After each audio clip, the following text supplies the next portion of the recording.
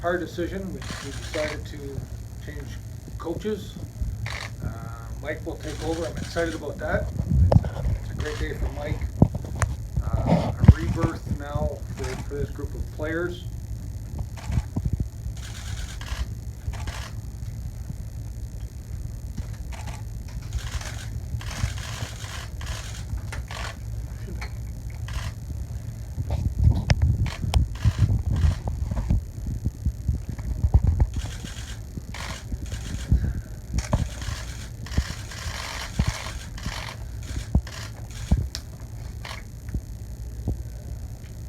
Jim Corsi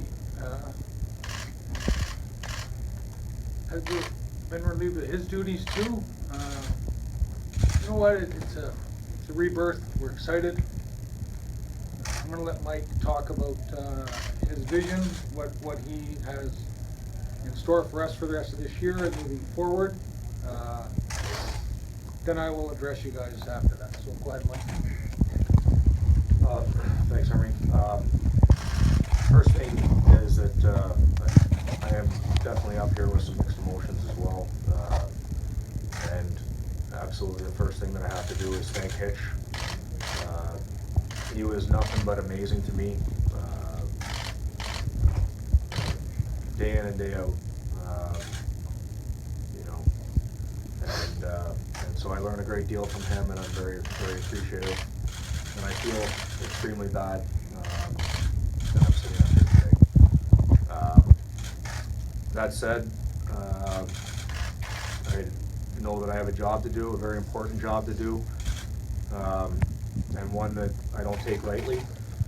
When I look at the, excuse me, when I look at, you know, when I look at the people that have coached the St. Louis Blues, and Hitch being one of them, those are some awful big shoes to fill, and I look forward to that challenge. I look forward to working with this group. It's a group that I believe in, and I know there's lots of work to be done, but like I said, I'm excited to work with them, and I'm ready for that process to begin. Guys, we'll take some questions from the coach, and then I'm going to let him go do his job, and then I will answer whatever else you guys have. So. Coach, what changes can you make? Well, with coming in this morning, meeting with the coaches, that's the first thing we talked about. And I will say that you know, first and foremost, there's not going to be, come tomorrow night, some major personnel shuffles. I think what's important is that we give the players a chance to go out there and show us what they can do. Like Army said, this is a bit of a rebirth in a sense, and so I think that we can determine a little bit more of that as far as chemistry and who's working together once we get our game going in the right direction. Our game, for whatever reason, is not you know, where we need it to be right now, and that's what we get to today. We have one practice before we play a game. We can't come in here and reinvent the wheel, but I do believe that there's some areas that we have to really dial in on. You know, in a large part, I think that's our execution, and with that comes the speed to our game, and from there, obviously, our checking game is something that we've talked about greatly, and it's an area that we have to get much stronger at from our net out. You just talked about a couple of them, but what do you see as the biggest issue for the Blues? Consistency, and how do you address it? Well, I think what we need to do is we need to start playing together, and you know, whether it's when we have the puck, whether it's we don't have the puck, we have to start playing as a five-man unit on the ice. Again, I think that starts in our own zone.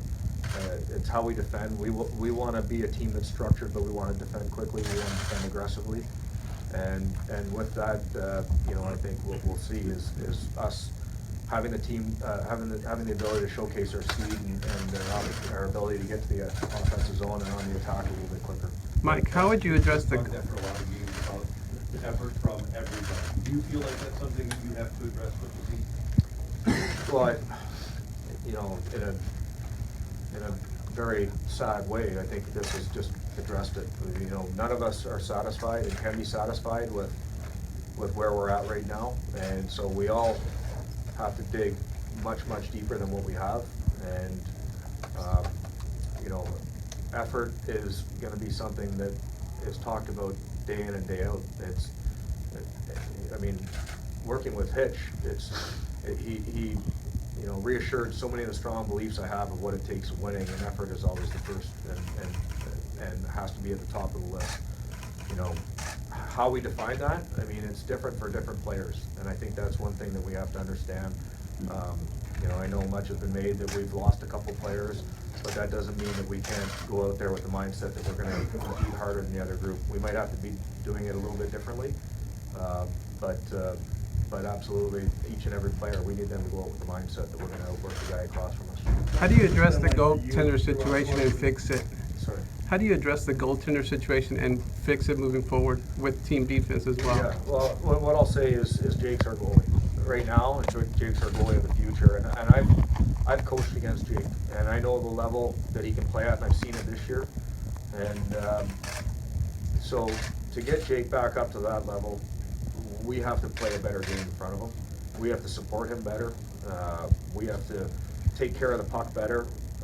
We have to make sure that we're not giving up the odd man rushes and the point blank scoring chances that we are. And when that happens, I think we'll see his game start to turn. Mike, what's it been like for you knowing when the team's kind of been sliding a little bit as of late, being on the bench, knowing this is a possibility at any moment? I actually didn't, I mean, obviously I don't wanna say I didn't think it was a possibility. You know, again, I feel terrible that I'm up here, but the one thing that I can say is that every day that I was there, I had Hitch's back and I wanted to win. And, so, I wanted to turn it around, and I wanted to turn it around as assistant coach, and that didn't happen, and so now I have the task of doing it as a head coach. You thought you were gonna have the year, does this change anything for you? Are you ready for it at this point? Well, I mean, it's not like I haven't done it before, you know, and I learned a great deal while I was doing it. I learned a great deal about myself and why I got let go, and I learned even more while working with a guy like Hitch. So I'm not concerned whether I'm ready for it. I know that it's a great task. I know that, you know, usually you have the luxury of coming in and having a training camp and having all that time and exhibition games to really define your game, and even at that, it still takes usually 15 games or so for the team to really start doing it. We don't have that, but it's not like we have to, like I said, we don't have to reinvent the wheel here. Hitch is a phenomenal coach who had a blueprint that has worked for years. So with a few tweaks here and there, without overloading the players, I think that we can get back to our level that we can get to. And Mike, you talk about learning from Hitch and learning from the Blues. Also with the Wild this year, they're playing so great. Have you been able to follow them and maybe learn some from decisions you made in the past and how well they're doing this year? Absolutely, yeah. I mean, yeah, I think if you're not learning from some of the things that you did not well enough, then you're not learning very quickly. And so I'm a young coach.